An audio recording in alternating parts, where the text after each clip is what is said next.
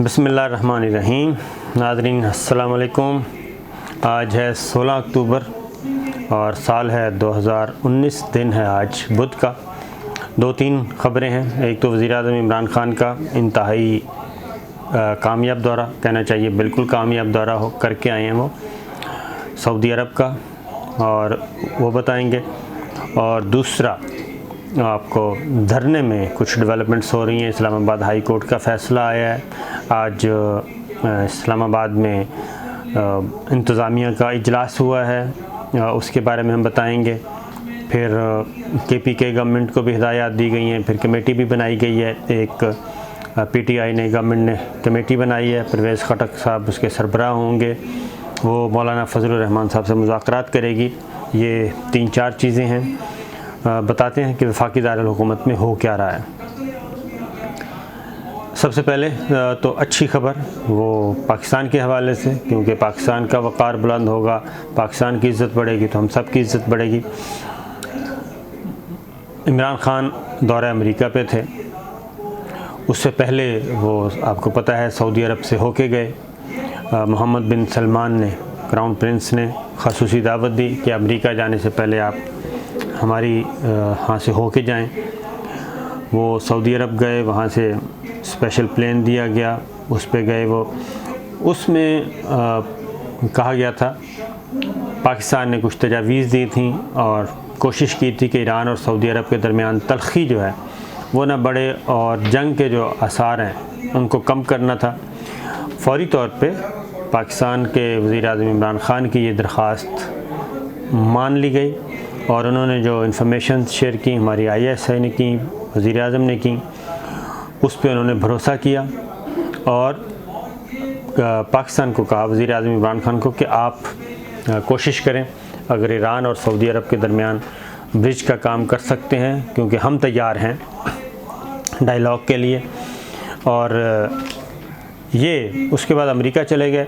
America में president Trump ने भी ख़ास तौर पे ये कहा, अब तो वज़ीर-ए-आज़म इमरान ख़ान ख़ुद बता चुके हैं कि जब उनकी मुलाकात हुई तो उन्होंने भी ये कहा कि ईरान और अमेरिका के दरमियान अगर कोई आप सालसी का या एक सहूलतकार का फैसिलिटेट कर सकते हैं बातचीत शुरू करवाने में, तो आपकी खदमात दरकार हैं।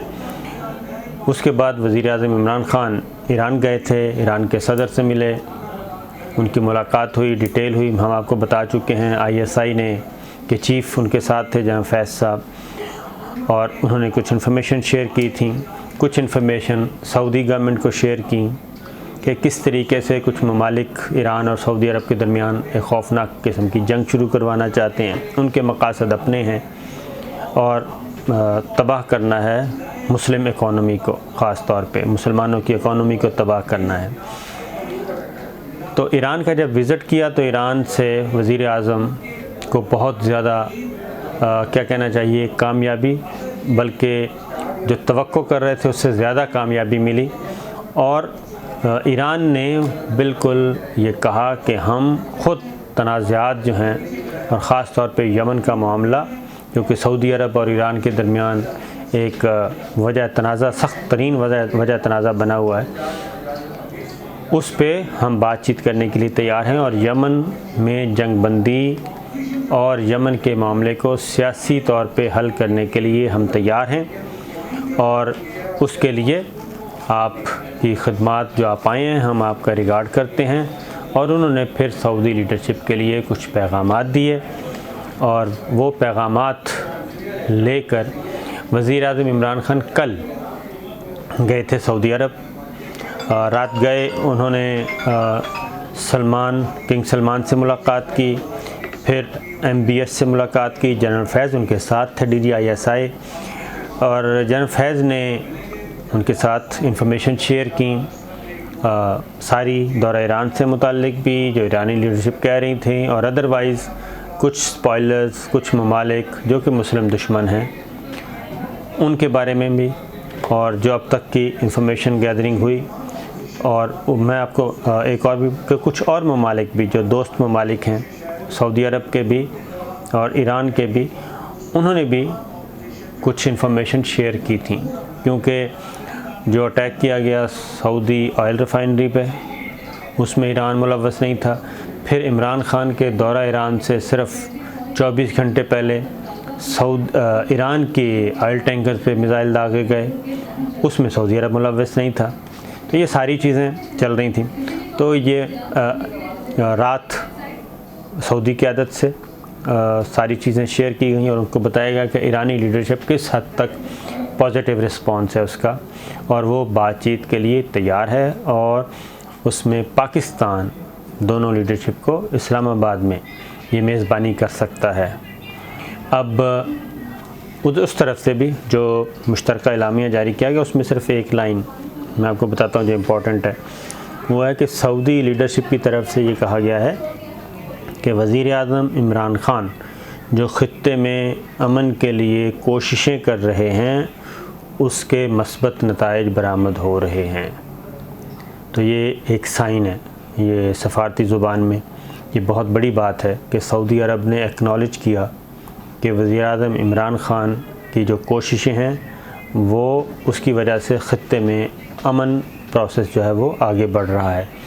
और ये मैं बता दूं कि इसमें कोई शक नहीं है, ये ख़बर 100% तस्दीक शुदा ख़बर कि अगर पाकिस्तान दरमियान में ना आता, पाकिस्तान ईरान और सऊदी अरब की लीडरशिप के साथ इंटेलिजेंस शेयरिंग ना करता, नाकाबिले तरदीद सबूत ना देता, तो ईरान और सऊदी अरब के दरमियान लड़ाई हो चुकी होनी थी।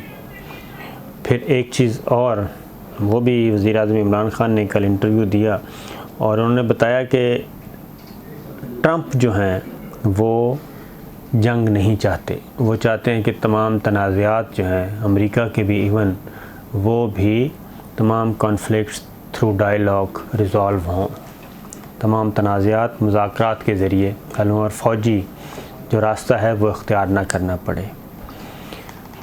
अब इस बात की तस्दीक मज़ीद इस तरह से होती है कि आपको याद होगा कि एक ऑयल टैंकर पे कोई मिसाइल लगे थे, तो अमेरिकन ने मिसाइल जवाबी हमला ईरान पे मिसाइल दागने के लिए तैयार कर लिया था और सिर्फ फाइनल अप्रूवल थी, ट्रंप की दरकार थी। तो सदर ट्रंप ने एट द लास्ट मोमेंट उसको विटो कर दिया था और हमले की मंजूरी नहीं दी थी ईरान पर। तो इसलिए कुछ चीज़ें हैं। तो ये एक और चीज़ की निशानदेही होती है कि अमेरिका में भी सदर ट्रंप की एक अपनी अप्रोच है, जबकि वहाँ की जो इस्टेब्लिशमेंट है, जो कि बहुत क्या कहना चाहिए हॉक्स जिन्हें कहते हैं, वो बिल्कुल दूसरी राय रखते हैं। वो अपनी चुतराहट जारी रखना चाहते हैं, वो जंगी माहौल बरकरार रखना चाहते हैं क्योंकि उसमें उनका फ़ायदा है बकौल उनके। लेकिन सदर ट्रंप जो है वो तनाज़ात हल करना चाहते हैं थ्रू डायलॉग के ज़रिए, मुज़ाकरात के ज़रिए हल करके आगे बढ़ना चाहते हैं। तो ये लड़ाई चल रही है, लेकिन सऊदी अरब से इमरान ख़ान साहब एक अच्छा पैगाम लेके आए हैं और अब जो गुफ्तगू MBS के साथ हुई, वो सारी गुफ्तगू के तनाजुर में अब ईरानी लीडरशिप को इत्मीनान में लिया जाएगा और देखना ये है कि अगर जो तजावीज़ दी गई हैं सऊदी गवर्नमेंट की तरफ से और उसको ईरानी लीडरशिप अगर किसी भी हद तक मुनासिब समझती है, काबिल कबूल समझती है, आगे बढ़ना चाहती है, तो फिर इस बात का इम्कान मौजूद है कि इस्लामाबाद मेज़बानी करेगा और ईरान और सऊदी अरब के दरमियान और दोनों मुल्कों की लीडरशिप जो है हो सकता है इस्लामाबाद में मुलाकात करे।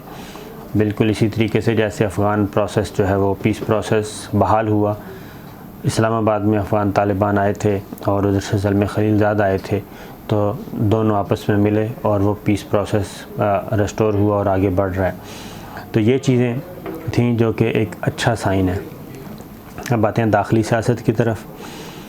अब हुकूमत और अपोजिशन यानी कि मौलाना फजलुर रहमान साहब इस बात पे मुत्तफ़िक हो चुके हैं, दोनों की राय एक है कि धरना तो होगा। और पहले मौलाना फजलुर रहमान साहब और अपोजिशन कहते थे, लेकिन अब हुकूमत भी ये माइंड मेकअप कर चुकी है कि धरना तो होगा। इसलिए अब इसके मुताबिक स्ट्रेटजी तश्कील दी जाए, क्योंकि फायरिंग शायरिंग सियासी बयानबाजी तोप खाने दोनों तरफ से खुल चुके हैं। अब आज कोर कमेटी का इजलास था तो परवेज़ खटक साहब वफाकी वज़ीर जो हैं उनको उस कमेटी का सरबराह बनाया गया है। वो मौलाना फजलुर रहमान साहब से मुज़ाकरात करेंगे। अब ये मुज़ाकरात किस बेस पे होंगे और क्या मौलाना फजलुर रहमान साहब अपने मौक़िफ़ से हटेंगे नहीं हटेंगे, मुझे तो नहीं लगता कि मौलाना फजलुर रहमान साहब अपने मौक़िफ़ से पीछे हटेंगे।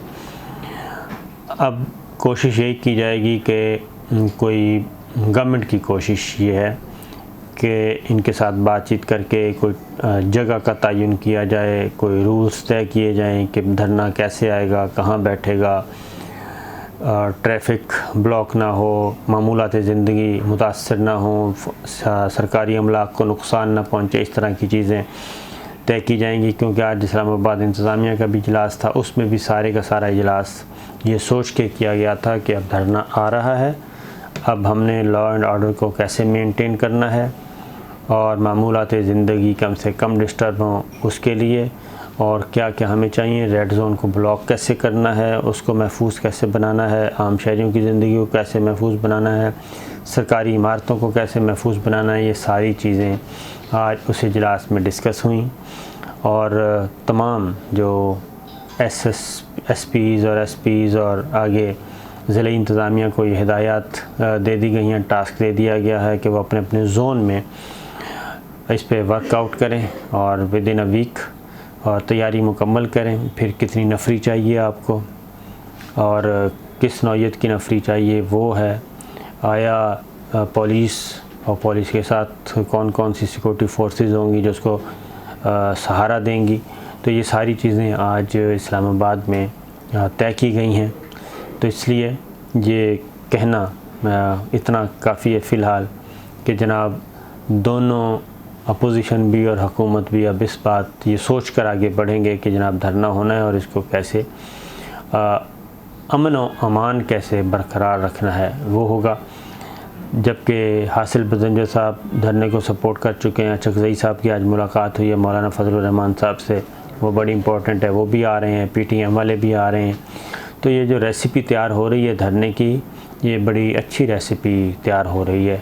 मौलाना, नून लीग, पीपल्स पार्टी, हासिल बजंजर साहब, चकजई साहब, ANP, तो ये आहिस्ता आहिस्ता चीज़ें खुलती जा रही हैं। तो इस्लामाबाद हाई कोर्ट ने भी आज एक ऑर्डर पास कर दिया है कि धरने के रोकने के ख़िलाफ़ दरख्वास्तें दायर की गई थी, उन्होंने वो निपटा दी, डिस्पोज ऑफ कर दी। और उन्होंने कहा कि ये इंतज़ामिया का काम है और धरना जो है अगर पीसफुली एहतजाज जो है वो जमहूरी हक़ है, बाकी चीज़ें ये ज़िला इंतज़ामिया से मुताल्लिक हैं तो उनके साथ तय की जाएँ। तो उन्होंने भी धरना या लॉन्ग मार्च को रोकने से मुताल्लिक किसी किस्म का ना कोई ऑर्डर पास किया, ना कोई स्टे ऑर्डर दिया, ना ही नोटिस इशू किए अपोजिट पार्टी को, रिस्पोंडेंट्स को। इसलिए चीज़ें आहिस्ता आहिस्ता खुलती जा रही हैं। तो अब तक के लिए इतना, बाकी आइंदा।